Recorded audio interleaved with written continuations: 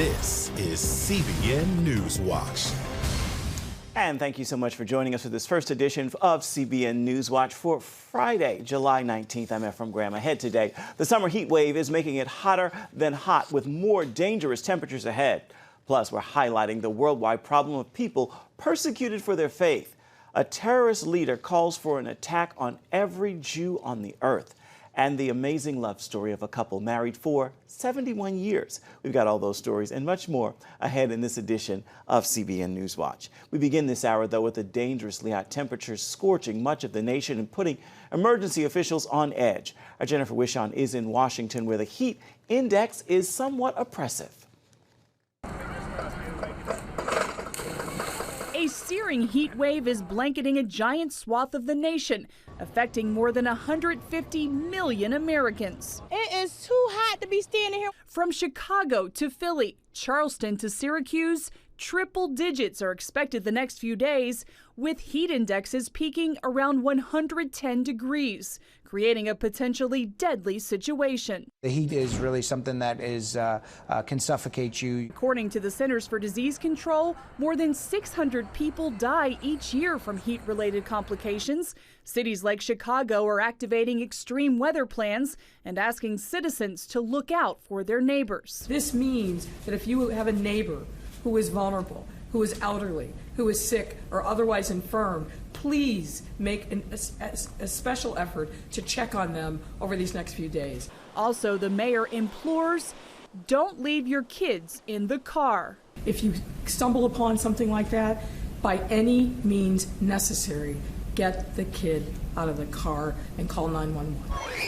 Already in Connecticut, 7 children hospitalized after suffering from dehydration and heat exhaustion at a summer camp carnival. It's very important to hydrate your children 2 hours before they go to an event. People who work outside are at greater risk. We let the guys take as many breaks as possible, myself included, make sure we have plenty of water. Jennifer Wishon, CBN News, Washington. Federal agents apprehended more than 800,000 migrants trying to cross into the country since October. The acting head of Homeland Security was on Capitol Hill Thursday to answer questions about the detention centers where many have been held. Our Capitol Hill correspondent Abigail Robertson is on this story. Members of the House Oversight and Government Reform Committee didn't hold back this week in their questioning of acting DHS Secretary Kevin McAleenan on reports of inhumane conditions, family reunification issues, and overcrowding at migrant detention facilities. Why was a child of 8 months held for 6 months while his dad was deported 2 months later? McAleenan defended why in some cases this happens. I specifically directed, and the chief of the Border Patrol echoed, that would not include parents traveling with children under 5. There must have been another issue with the adult or a concern that we want to follow up on. But Congressman Jerry Connolly didn't buy it. Isn't there something wrong with deporting the dad and keeping the infant? To which McAleenan replied, By ICE policy, if they're going to remove an adult who arrived with a child, it is up to that adult to choose whether the child should be repatriated with them. McAleenan also spoke to issues his agency faces. Is it not true the Border Patrol is dealing with housing migrants rather than policing the border? When you have 40% of your agents doing housing, transportation, and care, the border is less secure. While Democrat members questioned him on unsanitary and overcrowded facilities. There's no one in this room that has warned more often or more stridently about the overcrowding and the conditions in our facilities than I have. McAleenan put the onus on Congress to help the agency fix the situation. I've been asking Congress for help. We did not get the money for single adult beds that would allow us to move those adults out of our custody from Congress. So I just want to make that point very clear. McAleenan was also questioned about the photo that went viral, showing a father and daughter who drowned in the Rio Grande. He said what happened to them is a tragedy and called for an overhaul of the asylum process. Reporting from Capitol Hill, Abigail Robertson, CBN News. Government and faith leaders from around the world are heading back to their homes to help introduce and strengthen the principles of religious freedom in their countries. They spent 3 days in Washington, D.C. this week at the Trump administration's annual ministerial on religious freedom. One nation that chose not to send a delegation, China. Republican New Jersey Representative Chris Smith, a longtime religious freedom advocate, criticized China's policy of forcing religions to adhere to communist ideology. Smith said, quote, "Religious believers of every persuasion are harassed, arrested, jailed, and tortured. Only the complaint are left relatively unscathed. Bibles are burned, churches destroyed, crosses set ablaze atop church steeples, and now, under President Xi, religious leaders are required to install facial recognition cameras in their places of worship. Despite the repression, China has one of the fastest growing churches, though, in the world." The division in the nation's capital is nothing new, but recent events highlight it even more with President Donald Trump's tweets and calls to impeach him. But House Chaplain Pat Conroy opened the legislative day with a much-needed prayer over lawmakers. I cast out any sadness brought on by the frustration of dealing with matters detrimental to the honorable work each member has been called to engage in. Pour out, O Lord, your sacred oil as you did upon Aaron of old. Anoint your servants here in the house with a healing balm to comfort and renew the souls of all in this assembly. The House chaplain went on to pray for comfort, wisdom, and patience for lawmakers serving there. You can find the full story at cbnnews.com. The U.S. shot down an Iranian drone in the Gulf of Hormuz. President Donald Trump revealed the incident yesterday. The USS Boxer, an amphibious assault ship, was passing through the straits when the drone approached, coming within 1,000 yards. Despite warnings, the drone did not turn away, and the U.S. warship brought it down using jamming equipment. Iran denies the incident. It is just the latest incident in the Gulf amid heightened tensions between the U.S. and the Islamic regime. Author and Middle East expert Joel Rosenberg said Iran isn't showing any sign of backing down. But Iran's regime is so determined, they're so convinced that Allah is with them and that the wind is at their back, that they're at risk of miscalculating and seeing the United States and maybe some of our allies punch them in the nose very, very hard. Iran announced last week it's begun violating the terms of the 2015 nuclear agreement. A man in Washington state is being hailed a hero after rescuing his niece from their burning home. Derek Bird says he would do it again in a heartbeat. The 20-year-old quickly sprung into action after the blaze began on the second floor of their home. He ran to rescue his two nephews, but his niece's Mercedes, they were both too afraid to leave and ran back to a room for safety. Derek told KOMO-TV he pushed through the fire to go back and to save her. He suffered from second and third degree burns and is now recovering after being airlifted to a hospital. A new popular app that's garnering attention on social media is under fire for privacy concerns. FaceApp uses artificial intelligence to transform your current face of your younger selves into your older self. Security researchers say the app is made by a small company in Russia, and according to its terms and conditions, each photo is uploaded to internet servers to be processed, which FaceApp does not explicitly tell their users. The creators say they're deleting most of the photos quickly, but it is still unclear how many of those photos it's keeping and what they're being used for. Our George Thomas spoke with one expert about what this could mean for your privacy. Created quite a stir, even on a political level. Is there any reason to be concerned? Well, there is a lot of reason to be concerned. All of these things are essentially a black box. You have no idea what the application is actually doing. The disclosure statements that FaceApp makes, as a number of privacy advocates have pointed out, are extremely vague and give them, you agree to give them access to your camera, to your photo album, to your contacts and information. You agree that they can keep the picture and do whatever they want with it and store it indefinitely. So there's really just no way to know. At best, it's another one of these things where you're giving away your, a great deal of data free to Google and Facebook and AdMob and all of these others. And at worst, we can just imagine. What do we know about the Russian company who created the app? Do you think this is a targeted data breach from Russia? Well, it's hard to say. I mean, on the face of it, what we know is that this is a small company. They say they are completely independent of the Russian government.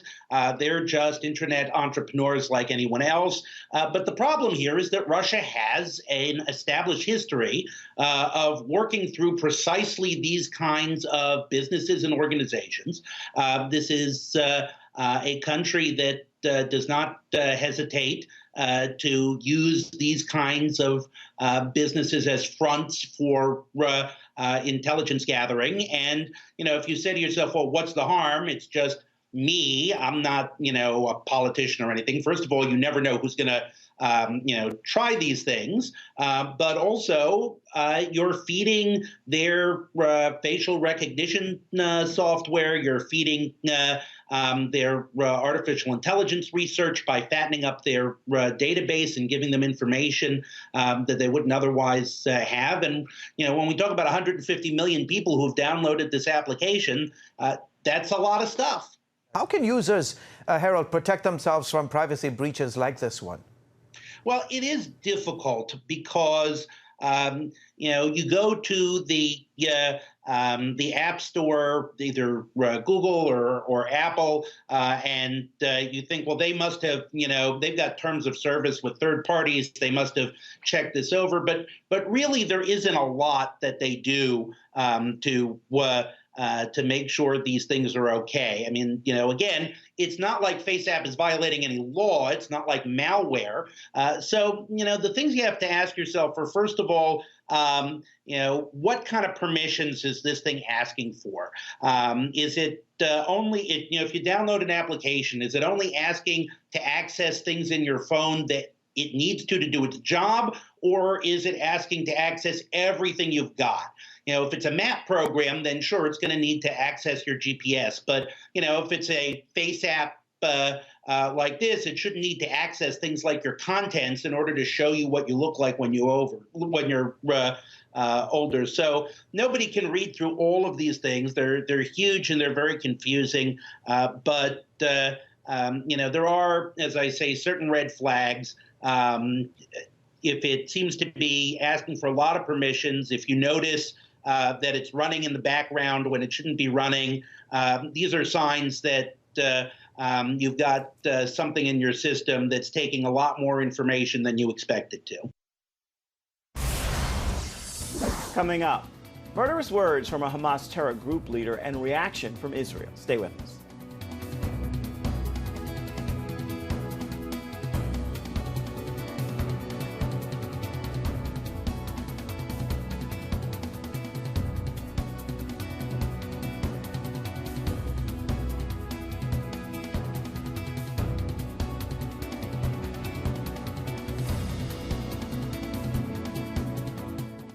We will move the American embassy to the eternal capital of the Jewish people, Jerusalem. As the nations rage, you can stand with Israel. History is being written, and I want to be a part of it. Call 1-800-700-7000 and get to life. This is our nature as a country. Discover the untold story of how Israeli volunteers are changing the world. We consider it our duty to reach out and help others around the world. For a gift of $10 or more, you can own the acclaimed CBN documentary To Life. To treat a human, no matter what he is, which religious he have, which color he is, this is what I'm doing. Support Israel in their time of need. Get to Life, now available on DVD. Call 1-800-700-7000 or log on to cbn.com. And I wish that other people throughout the world could see this side of Israel. Orphans Promise is committed to loving and serving at-risk children, to helping keep families together, and to creating opportunities for strong and sustainable communities around the world. We're working in over 60 countries around the world, and with your help, we can do even more. There's an old African proverb I love that says, if you want to run fast, run alone.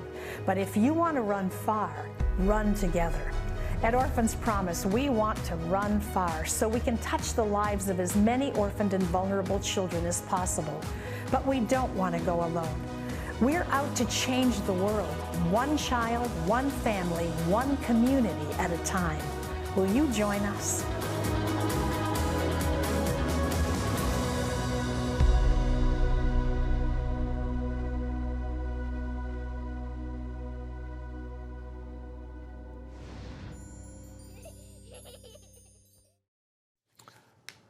The Hamas terror group in Gaza is attempting to salvage its public image after one of its leading members was caught on camera telling Palestinians to attack every Jew on the planet of Earth.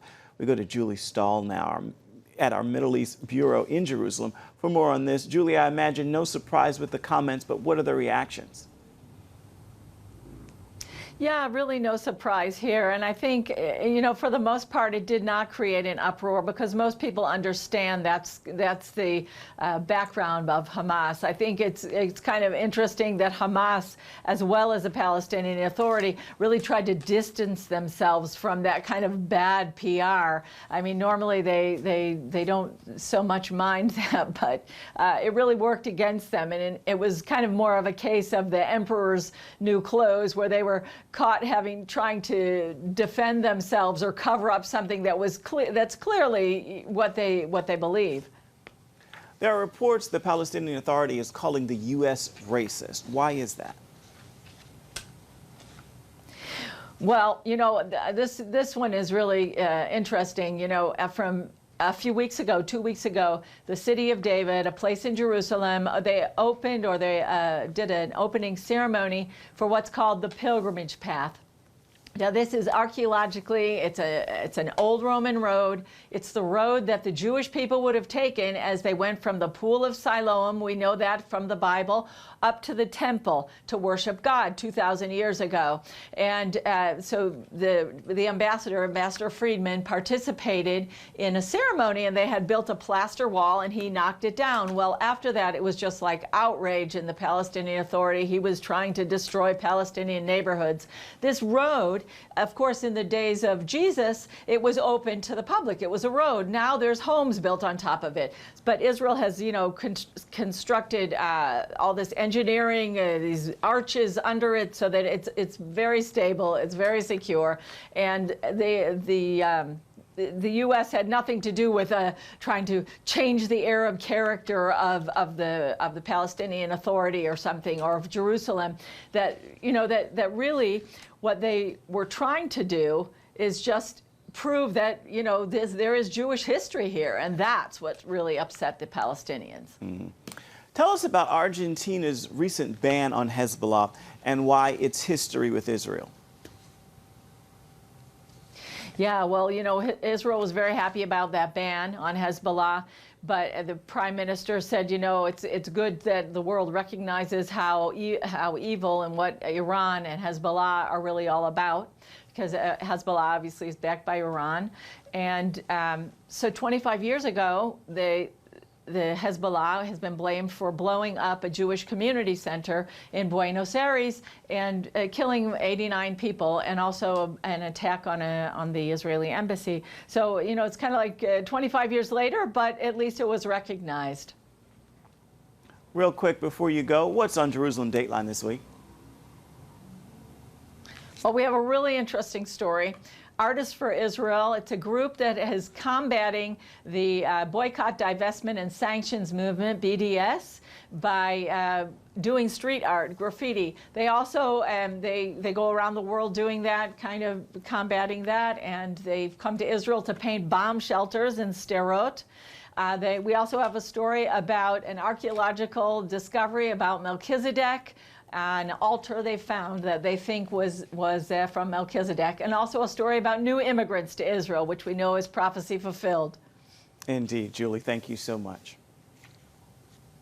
Thank you. Still ahead, a new movie is out about surfer Bethany Hamilton and her faith. We'll have details on that coming up right after this. Stay with us. Prophecy thousands of years old. We were called to be a light to the world. Being fulfilled today. Discover how. Get to life. Call 1-800-700-7000. We consider it our duty to reach out and help others around the world. For a gift of $10 or more, you can own the acclaimed CBN documentary To Life. Just call 1-800-700-7000 or log on to CBN.com. To treat a human, no matter what he is, which religious he have, which color he is. This is what I'm doing. See how the people of Israel are fulfilling prophecy History is being written, and I want to be a part of it. by sharing their knowledge In Africa, in Asia, in South America, in East Europe. and their love. This is how we work. This is us. Get to life. Call 1-800-700-7000 or log on to CBN.com.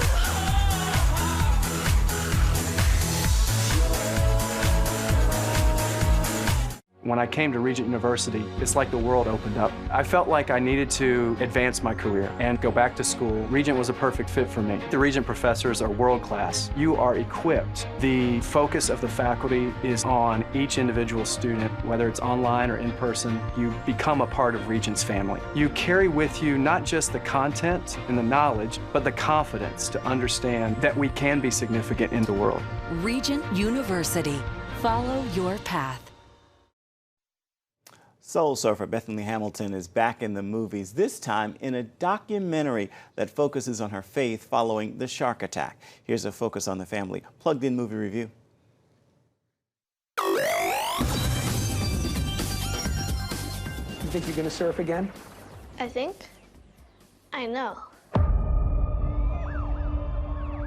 I looked down and her arm was gone. Heaviest moment of my life.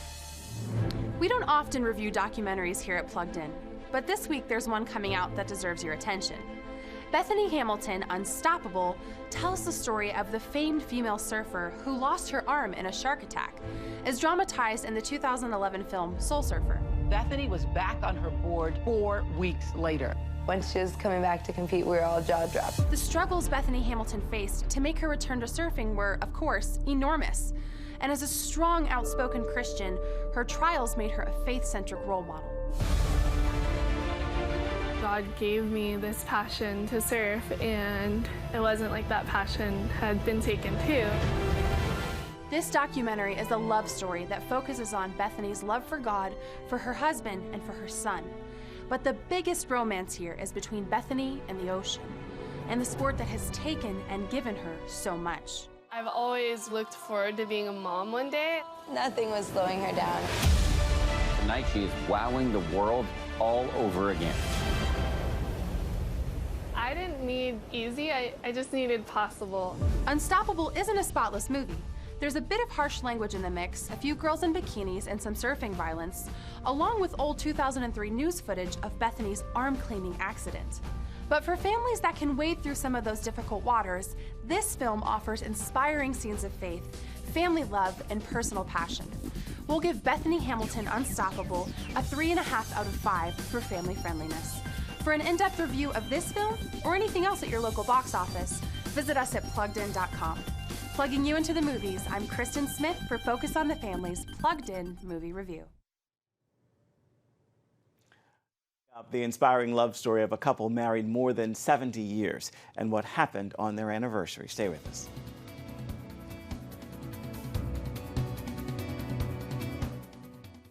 Are you suffering from feeling tired or worn out during the day? Can you not turn off your brain at night?